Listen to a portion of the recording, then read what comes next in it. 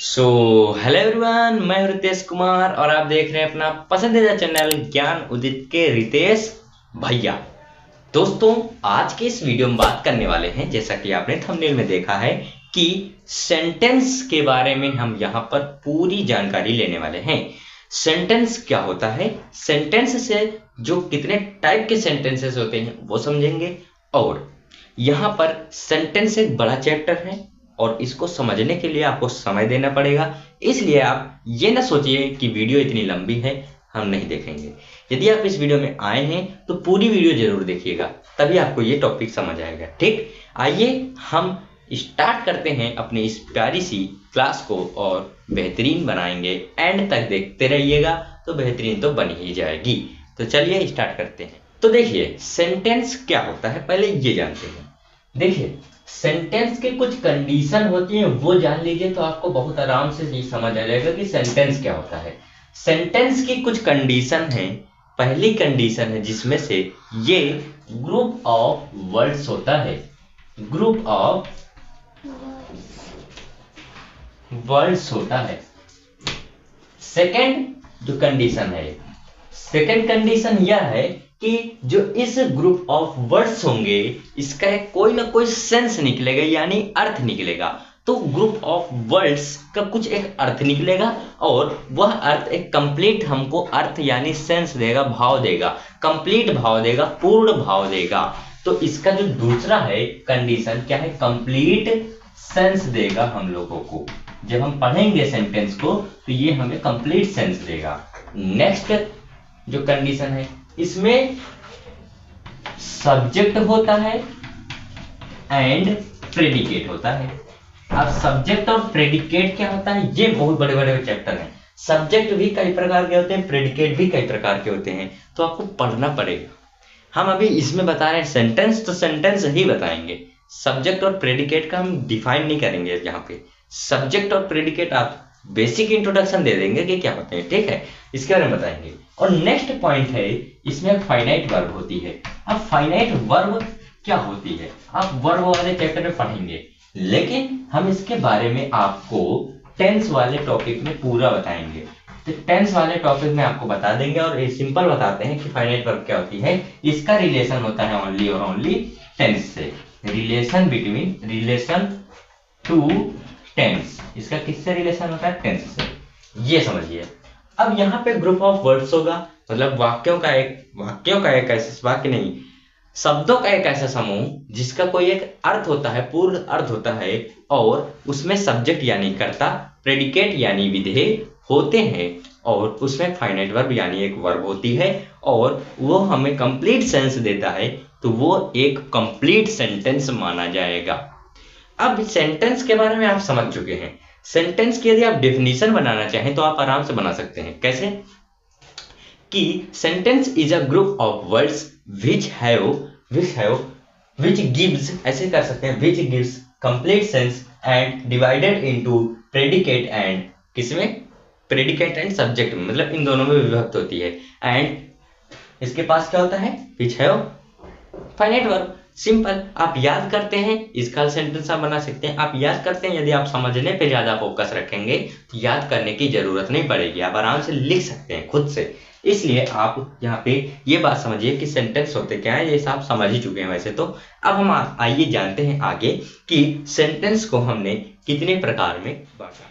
तो देखिए, सेंटेंस का आप समझ चुके हैं। अब इसका एक उदाहरण देंगे पहले, फिर बताएंगे कि इसको कितने प्रकार में बांटा है। उदाहरण यानी एग्जाम्पल। तो एग्जाम्पल में आप समझिए, यहां पर देखिए, राम स्कूल जाता है। अब यहां पर ये क्वेश्चन मार्क नहीं होगा क्योंकि यहां पे क्वेश्चन पूछा नहीं गया। राम स्कूल जाता है। देखिए, सेंटेंस यहां से स्टार्ट होगा, मतलब कैपिटल लेटर से स्टार्ट होगा। इंग्लिश की बात कर रहे हैं, यहाँ पे हिंदी है, तो यहाँ पे एक स्टार्ट होगा सब्जेक्ट से और फुल स्टॉप तक यानी खड़ी पाई तक रुक जाएगा। ये हमारा एक कंप्लीट सेंस दे रहा है कि राम कहाँ जाता है, स्कूल जाता है। स्कूल कहाँ, स्कूल जाता है। ये कंप्लीट सेंस दे रहा है और ये शब्द का ही एक समूह है। शब्द का ही एक समूह है और इसमें ये हमारा कर्ता है हिंदी में बयाने तो, और ये हमारा विधेय है। तो ये समझ रहे हैं, तो हिंदी में समझे। अब हम इसके इंग्लिश बनाते हैं। तो राम गोज टू स्कूल। अब यहां पे बात समझिएगा कि जो हमारा सेंटेंस होगा वो कैपिटल लेटर से स्टार्ट होगा यदि कोई सा भी नाम होगा। ये पंक्चुएशन का होता है सारा कुछ, लेकिन समझिए कि जो हमारा यहाँ पे सेंटेंस होगा वो कैपिटल लेटर से स्टार्ट होगा और एंड होगा फुल स्टॉप से। ठीक, अब इसका ये हम एक कंप्लीट सेंस निकालते हैं कि Ram goes to school. Ram कहाँ जाता है? तो स्कूल जाता है, और ये हमें एक कंप्लीट सेंस दे रहा है। और यहाँ पे ये जो राम है ये सब्जेक्ट है, और ये जो हमारा गोज टू स्कूल है ये हमारा प्रेडिकेट है।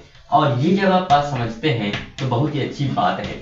अब आगे हम यहाँ पर जानेंगे कि इन सेंटेंसेस को कितने टाइप्स में बांटा गया है, और उनमें से हम कुछ यहाँ पे करने वाले हैं और आपको समझाएंगे। ठीक है, तो आइए देखते हैं कितने टाइप्स में सेंटेंसेस को बांटा गया है। तो देखिए, सेंटेंस को हमने कितने भागों में बांटा है? 5 भागों में। अब कौन कौन से वो भाग होंगे ये आपको समझना जरूरी है। 3, 4, 5। तो पहला जो हमारा भाग होगा जिसको हम बोलते हैं असर्टिव सेंटेंस। Assertive sentence. अब असर्टिव सेंटेंस में 2 चीजें आती हैं। पहला आता है अफर्मेटिव और दूसरा आता है नेगेटिव, ये समझेंगे। उसके बाद इंट्रोगेटिव सेंटेंस, इंट्रोगेटिव, और तीसरा आता है इंपरेटिव सेंटेंस, चौथा आता है एक्सक्लेमेटरी सेंटेंस। ठीक है, और 5वां आता है ऑप्टेटिव सेंटेंस। ऑप्टेटिव सेंटेंस जो भी है। ठीक, अब असर्टिव सेंटेंस यानी साधारण वाक्य। साधारण वाक्य में भी एक साधारण होता है, मतलब सिंपल होता है, जिसमें ना कोई भी प्रश्न पूछा जाता है ना ही किसी बात का विरोध होता है। वो हमारे अफर्टिव सेंटेंस कहलाते हैं, यानी असर्टिव सेंटेंस कहलाते हैं। इसमें बात का विरोध होगा और एकदम सिंपल वाक्य होगा, कुछ भी यहाँ पे क्वेश्चन या क्वेश्चन नहीं पूछा जाएगा। तो यहाँ पे ये असर्टिव सेंटेंस होते हैं। Like Ram is a good boy. तो राम कैसा लड़का है? गुड बॉय है। तो यहाँ पे राम के बारे में अच्छे तरीके से बताया गया कि वो एक अच्छा लड़का है, सिंपल है। तो हाँ, सिंपल बात ही बताई गई है और कुछ भी ज्यादा यहाँ पे नहीं है। अगर हम इसको कर दें Ram is not a good boy, तो ये भी हमारा सिंपल सेंटेंस यानी असर्टिव सेंटेंस का ही वाक्य होगा, क्योंकि असर्टिव में हमारा अफर्मेटिव और नेगेटिव दोनों आता है। और यहीं पे अगर हम पूछ दें कि इज राम, यहाँ पे जो इज लगा है यहाँ पहले ले आए, तो is Ram a good boy, question mark लग जाएगा। तो is Ram a good boy, क्या राम अच्छा लड़का है? यहाँ पे हमने प्रश्न पूछ दिया, तो ये हमारा हो जाएगा इंट्रोगेटिव सेंटेंस। इसमें क्वेश्चन मार्क आपको लगा हुआ मिलेगा। और यहाँ पे 2 टाइप का होता है इंट्रोगेटिव सेंटेंस। पहला होता है यस और नो टाइप, और दूसरा होता है WH टाइप। अब यस और नो टाइप का मतलब क्या है? ये हमारे हेल्पिंग वर्ब से शुरू होते हैं। हेल्पिंग यानी is, am, are, were, verb, had, has, have, ये सब होते हैं हेल्पिंग वर्ब। ठीक है, तो ये हमारे हेल्पिंग वर्ब से स्टार्ट होते हैं, और इसमें यदि हम क्वेश्चन को पढ़ेंगे तो हाँ या ना में जवाब दे सकते हैं। जैसे क्या राम एक अच्छा लड़का है? तो हाँ या ना, मतलब यदि अच्छा है तो हाँ में जवाब देंगे, नहीं अच्छा है तो ना में जवाब देंगे, सिंपल। और WH टाइप का मतलब क्या है? WH टाइप मतलब WH कोई वर्ड्स होते हैं, जैसे वेयर, व्हाट, व्हेन, ये सभी भाई, ये सभी हमारे WH के वर्ड होते हैं। और इनके बारे में यदि कोई पूछ रहा है या कोई पूछ रहा है WH वाक्यों से, तो हम उनका आंसर यस और नो में नहीं दे सकते, पूरा हमको बताना पड़ेगा डिटेल में। कैसे? यहाँ पर अगर आपसे पूछा जाए कि what is Ram a good boy, मतलब क्या राम एक अच्छा लड़का है? यहाँ पे क्या बीच में आ रहा है, राम क्या एक, यहाँ पे इस सेंटेंस में इस वर्ड का कोई एकदम सुटेबल नहीं बैठ रहा है, तो दूसरा सेंटेंस लेते हैं। ठीक है, यहाँ पे ये नहीं अच्छा लगेगा तो आपको समझ भी नहीं आएगा। दूसरा देखिए, व्हाट आर यू डूइंग। अब ये सेंटेंस देखिए, आप आराम से इसको कर लेंगे। देखिए, तुम क्या कर रहे हो, तुम क्या कर रहे हो, यहाँ पे हाँ या ना में आप जवाब देंगे। तुम क्या कर रहे हो, हाँ, कोई मतलब नहीं, मतलब पूरा आंसर हमको नहीं मिल रहा है। तुम क्या कर रहे हो, ना, कोई आंसर नहीं मिल रहा है, मतलब पूरा हमको कंप्लीट आंसर नहीं मिल पा रहा है।